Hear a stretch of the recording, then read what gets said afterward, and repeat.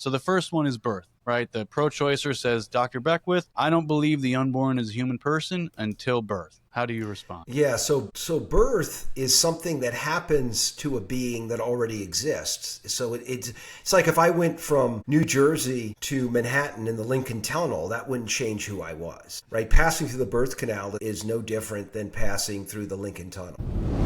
The second one is brain activity. Dr. Beckwith, I don't believe the unborn is a person until they have some brain activity. Yeah, so prior to the detection of brain activity, the brain is not necessary. So right now for us, I mean, we think of like brain death, right? So what the brain does, it fully integrates the organism, right? And so when there's brain death, the organism is no longer an organism. It's just a heap, right? It's just a collection of parts. It's not an integrated whole. But prior to the arising of brain waves, which, there's a dispute about when exactly it can be detected. It's usually, some scholars have argued, 6 to 7 weeks. So prior to that, there is no identifiable brain, but that doesn't mean that it is not a fully integrated organism of the human species that is of the nature rational animal.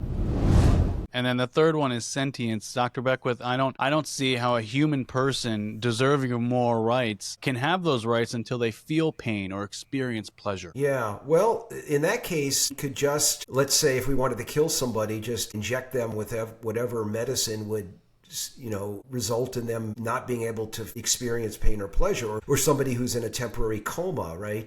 I mean... But what would you say to a person who says the unborn are not persons until they're viable, they can live on their own? Yeah, so again, like the birth criterion, viability is not a measure of the nature of the being. It's just the measure of the dependency.